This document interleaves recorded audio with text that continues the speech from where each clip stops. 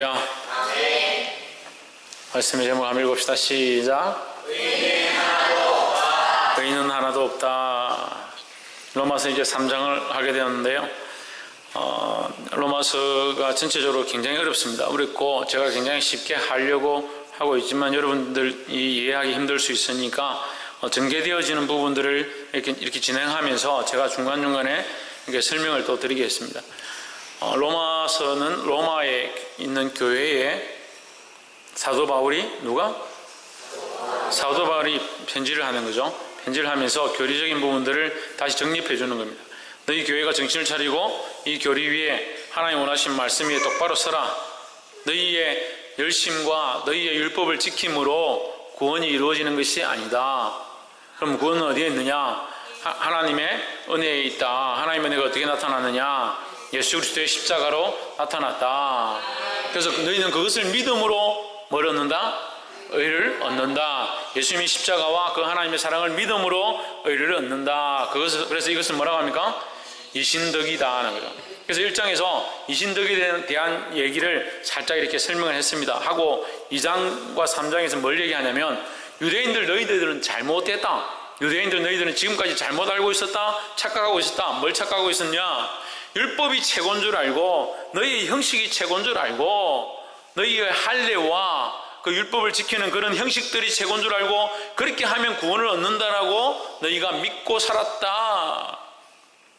그렇게 하면서 너희는 택하신 백성이다. 선택받은 선민이라는 그런 착각 속에 빠져서 참 하나님의 그 사랑을 잊어가고 있지 않느냐. 그걸 이제 지적했습니다. 그래서 표면적으로 유대인이 참 유대인이 아니고 표면적 할례가 참 할례가 아니라 이면적 너희의 속사람이 참 유대인이 되는 것, 그래 너희 속사람이 참 할례를 받는 것이 진짜 할례가 되고 참 유대인이 되는 것 아니냐라고 말했습니다. 이해되시죠? 예. 그렇게 지금 이제 반문에서 물은 거예요. 묻고 3장에서 다시 그 얘기를 하는 겁니다. 그렇다면 그런즉 유대인의 나음이 무엇이냐? 그럼 표면적 유대인도 별로 안 중요하고 이면적, 내면적 유대인이 중요하면 유대인으로 하나님의 백성이라 하면서 유대인, 이스라엘 백성 된 게 뭐가 그러면 중요합니까? 이제껏 유대인이라고 이스라엘 백성이라고 하나님의 택한 백성이라고 그렇게 했었는데 그러면 이제껏 그럼 우리가 헛된 거 가지고 살았느냐? 이제 그거에 대해서 이제 이 편지라는 것은 한 사람이 이쪽으로 보내는 거죠. 이 사람이 이쪽으로 보내는 거니까 이 유대인들이 대답할 기회를 얻지 못하죠. 지금 사도 바울이 유대인들에게 그 로마 교회에 편지를 하니까 유대인들이 대답할 수 없지만 이 편지하는 이 저자 사도 바울이 편지를 하면서 유대인의 입장을 다시 반문해서 자기가 기록하는 겁니다. 이해가 되십니까? 예를 들면 여러분 이해하기 쉽게 예를 들면 제가 이제 동생이고 아우고 이 형이 있다. 근데 부모님이 있는데 부모님에게 형이 말을 잘 안 듣는다. 그 형이 왜 부모님 말을 잘 안 듣냐? 형님이 형이라고 다가 아니다. 속 사람이 실제로 부모를 공경하고 마음이 착해야 형의 역할을 하는 거지. 껍데기만 형이라고 해서 큰 소리 치고 재산만 뺏으려고 하고 그게 무슨 형이냐? 지금 이게 제가 반문하는 거죠? 예, 이게 2장의 말씀이에요. 2장의 말씀. 그 껍데기만 형이라 장남이다. 장자의 명분만 자꾸 챙기려고 하는 거 그건 뭐 중요하냐? 때마침 제가 차남입니다. 그래서 찾아라 하더라도 속 사람이 부모를 제대로 공경하면 그게 오히려 장남의 역할을 하는 거 아니냐? 제가 이렇게 반문할 수 있겠죠? 그러면 이제 제가 이렇게 반문을 했다. 그러면 형은 지금 말을 안 하고 가만히 있으면 제가 이렇게 물을 수 있겠죠?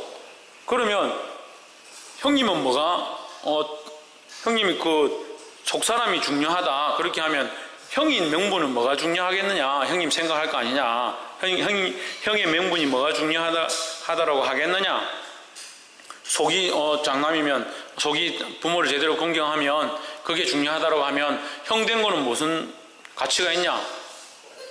나는 그럼 괜히 형이 됐냐? 이렇게 말할 수 있겠죠, 본인이. 예, 그거를 본인이 말 못하니까 이 편지하는 저자가 대신 말을 한 거예요. 그럼 유대인은 그런데 유대인의 나음이 말씀 보십시오. 나음이 무엇이며 할례의 유익이 무엇이냐 이렇게 합니다. 그럼 우리가 유대인 된 거, 우리가 할례를 받은 거, 그럼 무슨 필요 있냐? 왜 지금까지 그럼 그거 하라고 했냐? 라고 물을 수 있지 않겠느냐 이 말이죠. 근데 2절에 범사에 많으니 첫째는 저희가 하나님의 말씀을 맡았음이니라 하십니다. 그러니까 유대인이 되었다는 것, 할례자가 되었다는 것, 너희에게 먼저 그런 권한들을 주셨다는 것, 너희에게 우선권을 주었다는 것, 유대인으로서 우선적으로 하나님의 율법을 알게 하시고 하나님의 백성으로 살게 하시고 하나님의 말씀을 듣고 이 말씀대로 사는 것이 참 하나님 기쁘시게 하는 것이구나, 이걸 맡았다는 사실, 이것이 큰 거 아니냐라고 얘기를 하는 거죠. 이것이 큰 것이 아니냐. 근데 실제로 어떻게 합니까?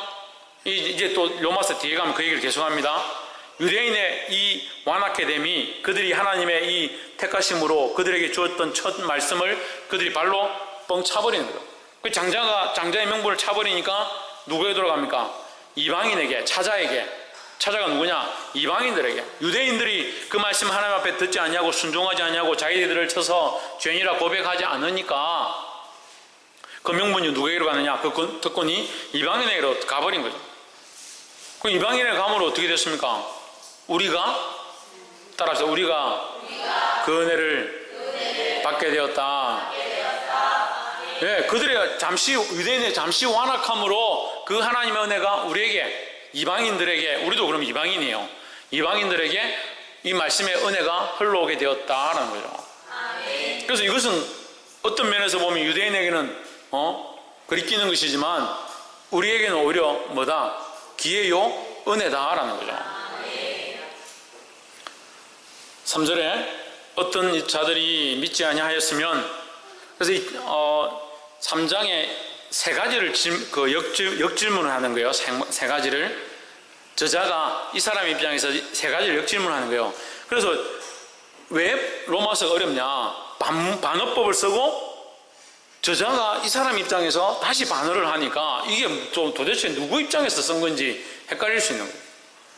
그래서 1절과 2절은 유대인의 관점에서 이 유대인들이 우리가 택한 선민이라고 택했고 그래서 할례 받으래서 8일 만에 태어나자마자 할례를 받았는데, 그렇다면 표면적 유대인이 아니고 표면적 할례가 아니고 내면적, 이면적 유대인이고 이면적 할례가 참 할례면 그럼 우리는 도대체 뭐냐? 이제 이렇게 반문을 다시 하는 거죠.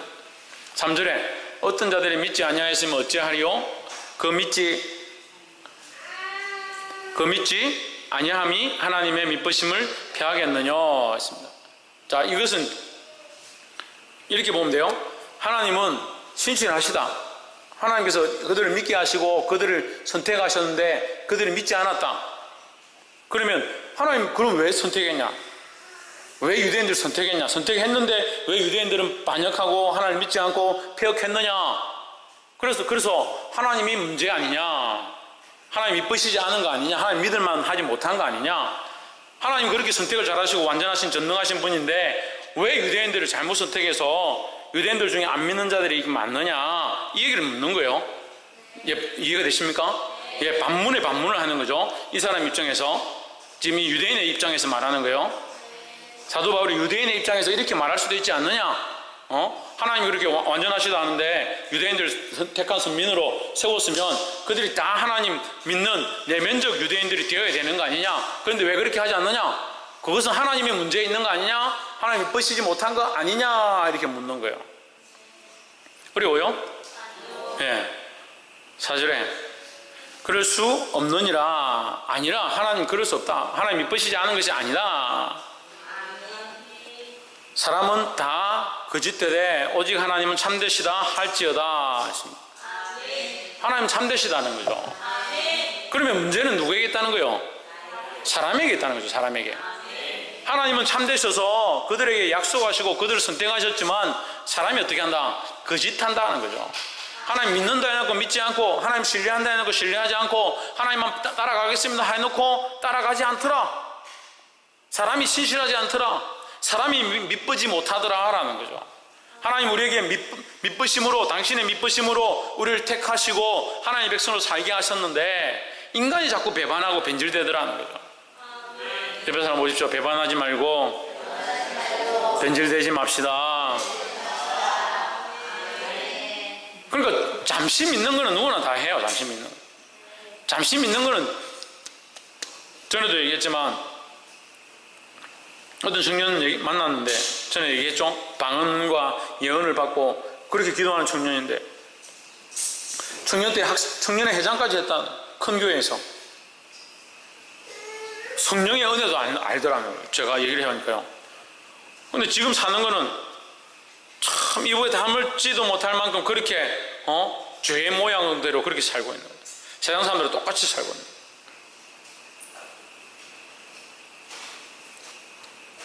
누가 바뀌었느냐? 그럼 그 사람이 그렇게 세상으로 가서 성령의 은혜를 알고 하나님의 기름 부으심이 있었는데 세상으로 간 것은 하나님의 잘못이냐? 그럴 수 없다라는 거죠. 더 심각하게 얘기하면 하나님 그렇게 세상을 갈 줄 모르고 그에게 성령을 줬느냐? 그에게 은혜를 줬느냐라고 그렇게 물을 수 있습니다.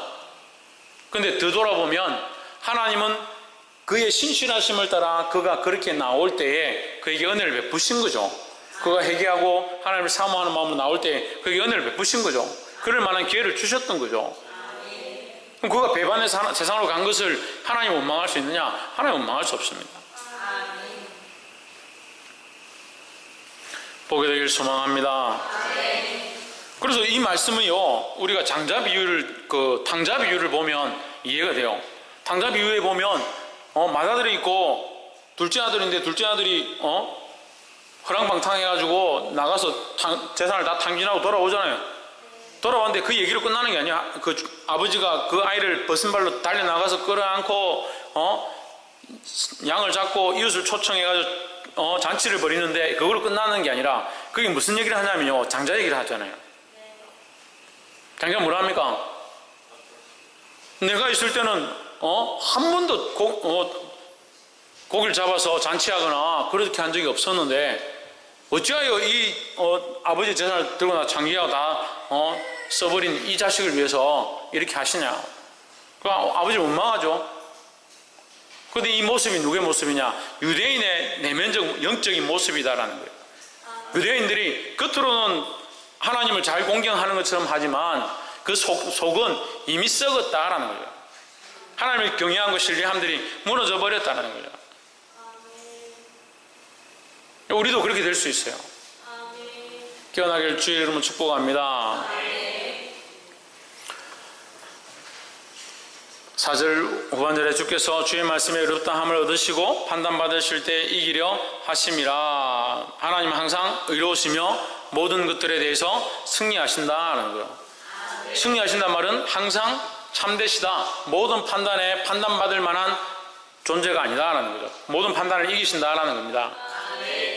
5절에 그러나 우리 불의가 하나님의 의를 드러나게 하면 무슨 말하리요? 내가 사람의 말한 대로 말하노니 진노를 내리시는 하나님이 불의하시냐? 우리 불의가 하나님의 의를 드러나게 하면 무슨 말 하겠느냐? 내가 사람의 말하는 대로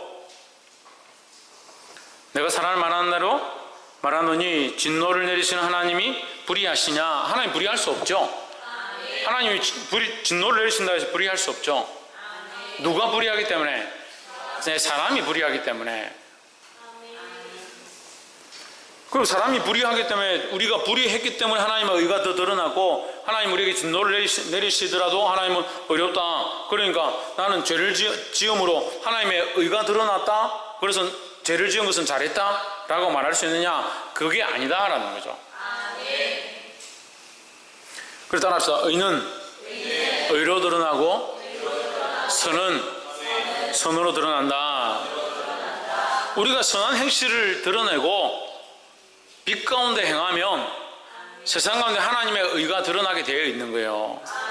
그래서 우리가 죄를 더 지음으로 하나님이 더 의로움이 드러나느냐? 그렇지 않다라는 거죠. 6절 결코 그렇지 아니하니라. 만일 그리하면 하나님께서 어찌 세상을 심판하시리요? 그러니까 그렇지 않다는 거죠. 우리가 불의를 행함으로 하나님 어렵구나. 우리 불의함을 심판하시는 하나님이 하나님을 드러나게 했으니까 우리가 죄를 지은 것이 잘한 것이냐? 그렇지 않다는 거죠.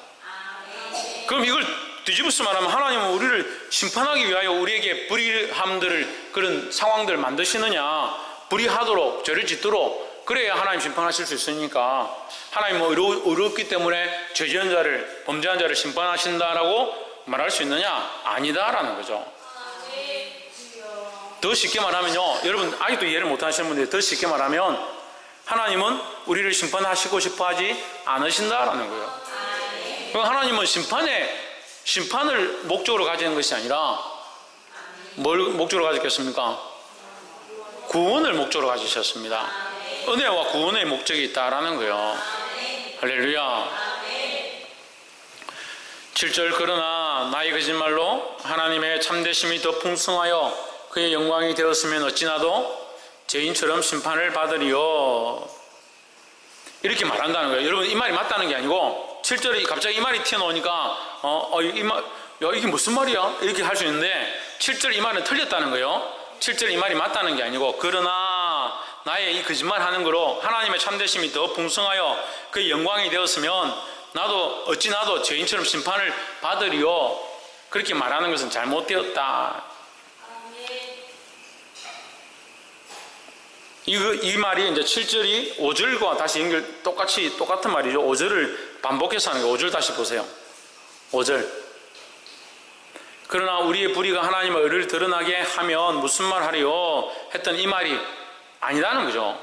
우리의 불의가 하나님의 의를 드러내는 게 아니다라는 거예요. 8절, 또는 그러면 선을 이루기 위하여 악을 행하자 하지 않겠느냐? 또 그렇게 하기 시작한다면 이런 말도 하지 않겠느냐? 내가 거짓말함으로 하나님이 참되심을 드러냈다, 그렇게 말하는 사람들은 또 이렇게 말하지 않겠냐? 선을 이루기 위하여 악을 행하자, 이렇게 말하지 않겠느냐? 그건 말도 안 되는 소리다. 그러니까 악을 행함으로 심판을 받는 거예요. 근데 악을 행했기 때문에 하나님께서 심판하시니까 하나님은 의로우시다, 그 하나님의 의로움을 드러내기 때문에 그 악을 행한 것 자체가 참된 착한 일이 아니냐? 그럼 무슨 말도 안 되는 그런 이론을 말하고 있다. 악을 행하자 하지 않겠느냐? 갈로 있습니다. 어떤 이들이 이렇게 비방하여 우리가 이런 말을 한다고 하니, 자, 이 갈로를 좀 보세요.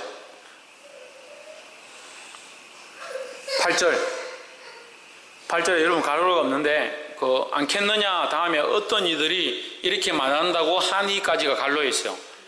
어떤 이들이, 여러분 화면 보시면 중간 가운데 세 번째 줄에 어떤 이들이 이렇게 비방 뭐요? 비방하여 우리가 이런 말을 한다고 하니, 요 말이에요. 그러니까 지금 사람들이 우리에게 이렇게 말한다는 거예요. 뭐라고 비방하냐? 이신득이 우리가 죄인이고 유대인이 아니기 때문에 하나님께서 우리를, 유대인이 아니더라도 죄인이라도 하나님께서 우리를 긍휼 베푸셔서 구원하신다.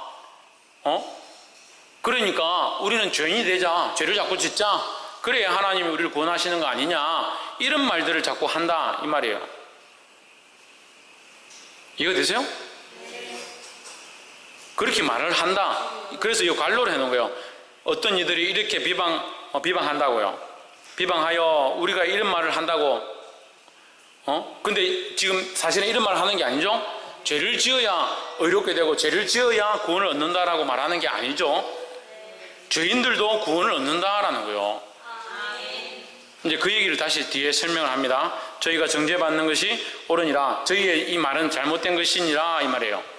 이건 말도 안 되는 소리다, 이런 말을 하는 자는 정죄를 받기에 합당하다, 이 말이에요. 이렇게 우리에게 덮어씌우고 죄를 지어도 구원을 얻는다, 죄인이 구원을 받는다, 그러면 유대인이 되고 의로운 자가 되는 것은 아니고 그 사람들은 오히려 구원을 받지 못하고 이방인이고 죄인된 자가 구원을 얻는다라고 하는 그런 말을 하고 있는데, 그 말은 나는 그런 말을 한 적이 없다.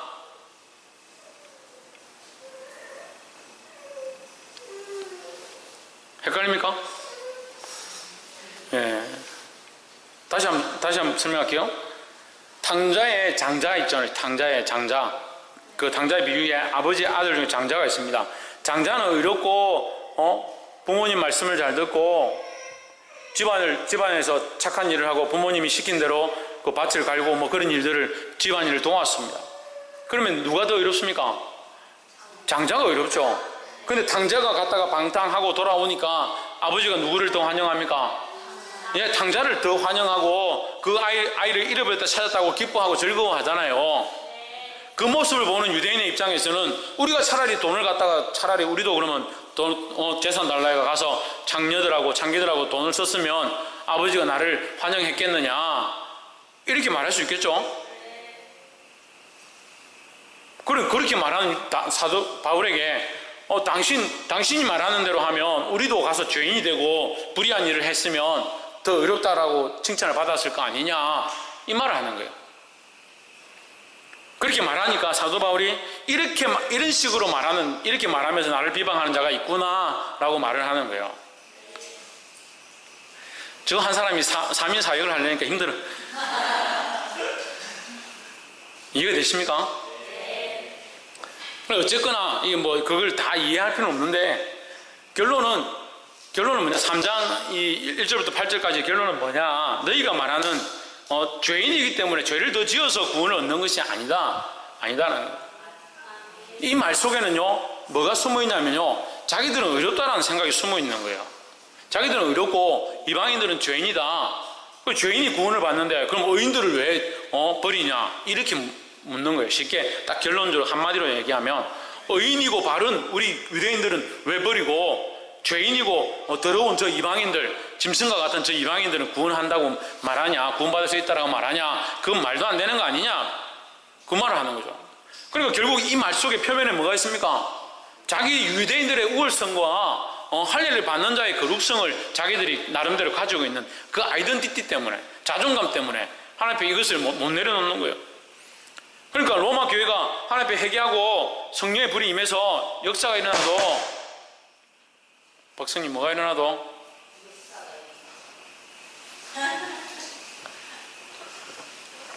누가 박성님 좋아하는가 보다. 역사가 일어나도 회개치 않고 자기 안에 이 자존감들이 살아있는 거예요. 나는 유대인이다. 나는 할례 받았다. 나는 이 율법사고 교법사고 하나님의 말씀을 다 아는 자다. 이런 자존감들이 있는 거예요. 그러니까 마다들의 모습하고 똑같은 거죠. 그래서 우리는 하나님 앞에 따라합시다. 우리는 하나님 앞에 교만해서는 안 된다. 교만해서는 안 된다. 교만해서는 안 된다. 그 목사님 우리가 언제 교만했습니까? 나는 이 정도면 됐다. 내가 이 정도 열심히 하고 예배 잘 드리고 11조 열심히 내고 봉사 이만큼 하고 찬양 이만큼 하고 우리 아이들까지 다 데려와서 예배 드리고 이 정도 하면 내가 얼마나 열심히 했느냐라고 생각하는 것 자체가 교만할 수 있다는 거죠.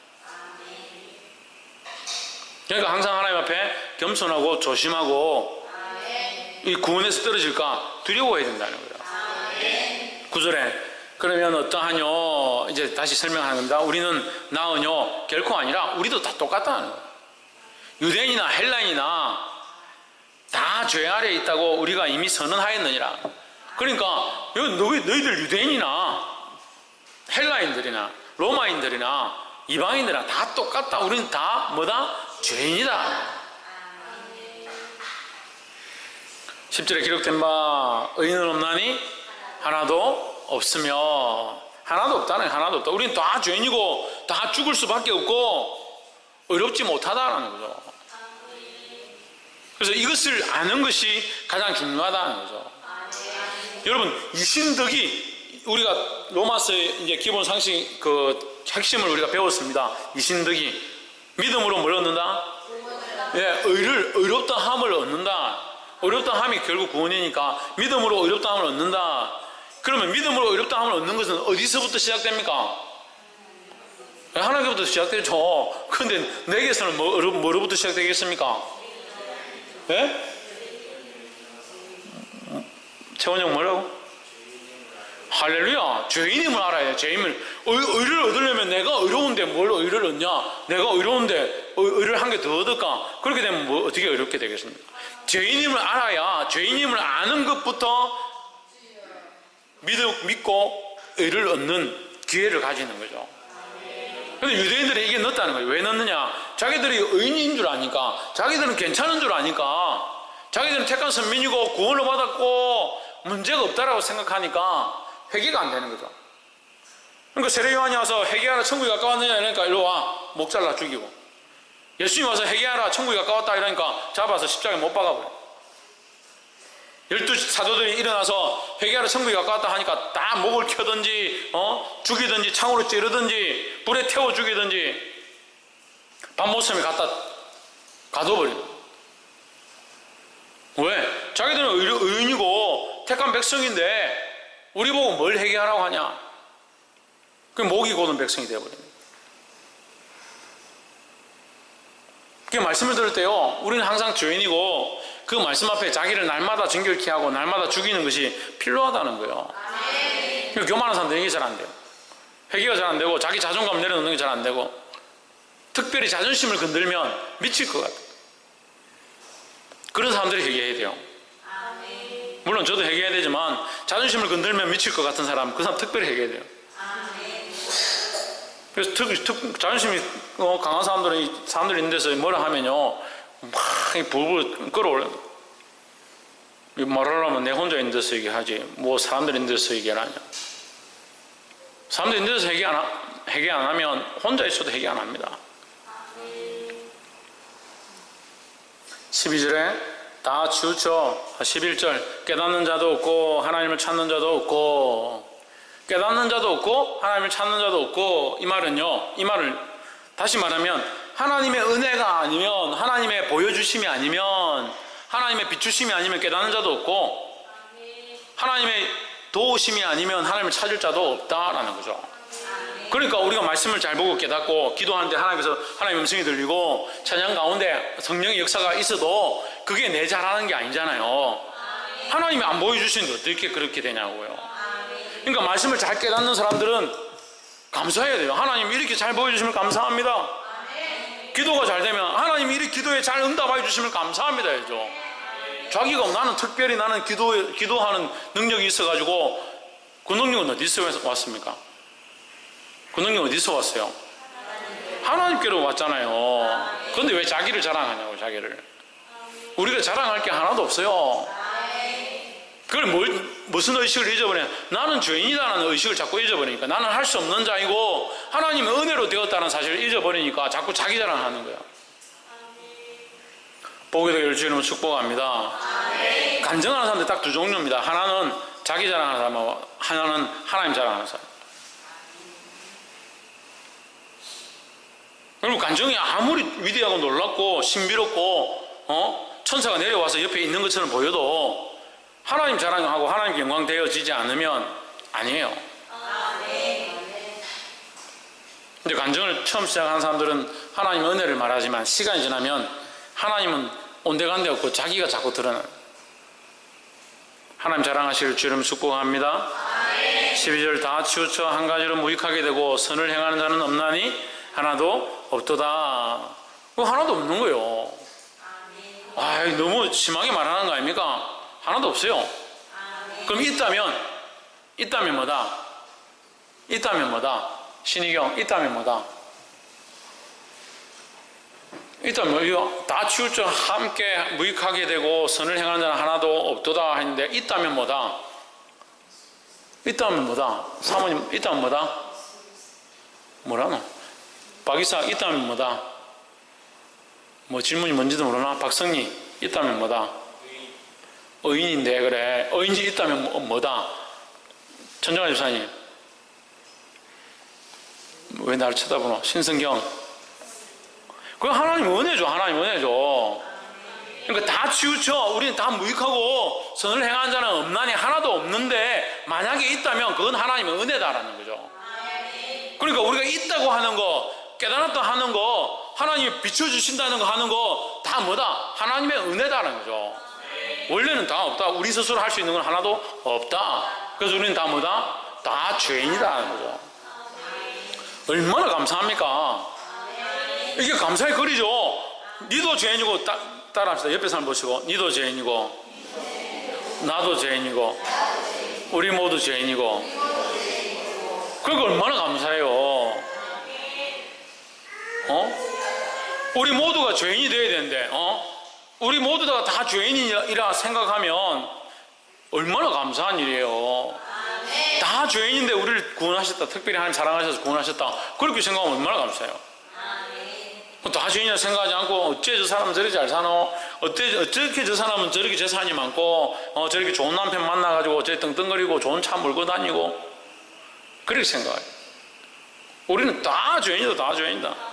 다 죄인인데 하나님의 은혜로 구원을 받은 거 깨닫게 되는 거, 하나님 알게 되는 거, 치우치지 않고 무익하지만 선을 행하는 거, 그것이 우리 안에 있을 수 있다는 거. 왜 있느냐? 하나님 은혜로 있는 거죠. 원래는 하나도 없는 거예요. 원래는. 왜? 다 죄인이기 때문에요. 제가 설교를 해보니까 3번을 해야 꼭 이해를 하더라고요. 왜 하나도 없습니까? 다 죄인이기 때문에. 그럼 만약에 있다면 하나님 은혜다. 그럼 나는 죄인이지만 하나님 은혜로 있다는 거죠. 13절에 저희 목구멍은 열린 무덤이요 저희 혀로는 속임을 베풀며 그 입술에는 독사의 독이 있고. 그러니까 우리가 참 이 말을 조심해야 돼요. 왜냐하면 우리 속에서 나오는 것이 사람을 더럽게 한다 했습니다. 예수님 말씀하셨죠. 우리 속에서 나오는, 너희 입으로 들어가는 것이 너희를 더럽게 하는 게 아니다. 너희 속에서 나오는 것이 너희를 더럽게 한다. 그러니까 우리가 말을 조심하고 하나님의 사랑 안에 붙잡힌 바 될 수 있도록 힘써야 되는 거예요. 그렇지 않으면 우리의 원래 모습은 다 독사의 독이 가득하고 생명을 죽이고 연약한 자를 넘어뜨리는데 우리가 바쁘다는 거예요. 그렇게 하기 쉬우니까 말을 조심하자. 14절에 그 입에는 저주와 악독이 가득하고 같은 말이죠. 15절 그 말은 피 흘리는데 빠른지라. 피 흘리는데 빠르다. 뭡니까? 찌른다. 칼로 찔러서 사람을 넘어뜨리는데 빠르다는 거예요. 그럼 여러분 잘 이해하셔야 돼요. 똑같은 말인데 하나님의 말씀은 자외의 날선 어떠한 금보다 예리하여 심령과 불수와 관절을 찔러 쪼개기까지 한다. 그럼 말씀으로 책망하고 막 찌르면 목사님 봐라. 목사님 칼로 찌르기 빠르네. 목사님도 문제네. 천만의 말씀이에요. 똑같은 칼이라고 똑같은 칼이냐. 칼이 의사의 손이 들려지면 의료를 하고 사람을 살리는 데 쓰이죠. 강도의 손이 들려지면 사람을 죽이는 데 쓰이는 거예요. 우리가 강도의 모습으로 죄를 짓는 자의 죄인의 모습으로 말을 함부로 하면 사람을 미혹하고 넘어뜨리고 상처를 입히는 데 쓰이지만 하나님의 말씀과 사랑으로 서서 하나님의 말씀을 사랑으로 대언하면 그건 은혜의 말씀이 되는 거예요. 할렐루야. 똑같이 찌르지만 하나는 죽이고 하나는 살리는 거예요. 그래서 여러분 말씀 앞에 바르지 않다고 생각하는 담대하게 말해야 합니다. 어제 우리가 기도회 할 때 말씀을 나눴죠. 지금 하나님 주시는 말씀을 내가 이제 해야겠다 생각되면 당장 가서 하라고요. 당장 가서 자식이 잘못됐다 생각하면 말씀으로 책망하라고요. 할렐루야. 그건 찌르려서 죽이는 게 아니라 찔러서 살리는 거예요. 17절 파멸과 고성이 그 길에 있어. 어떤 길에 있습니까? 죄인된 자들의 길에 있어.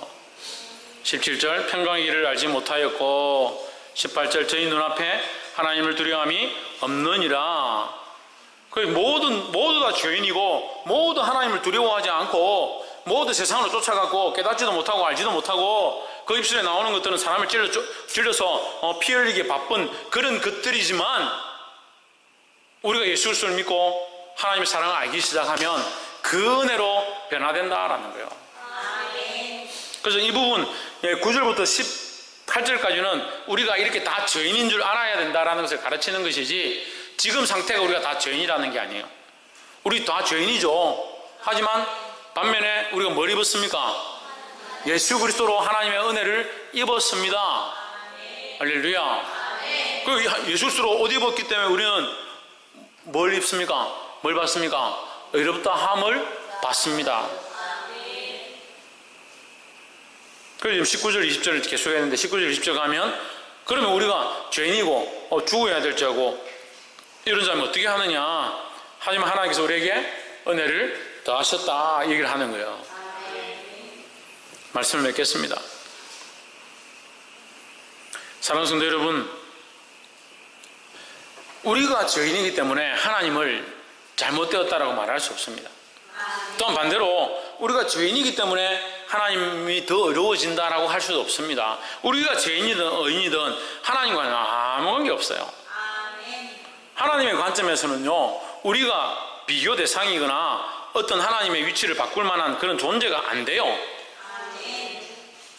전적으로 하나님이 아무것도 아닌 우리에게 은혜의 닻을 내리셔서 하나님 나라로 이끌어 주시는 거예요.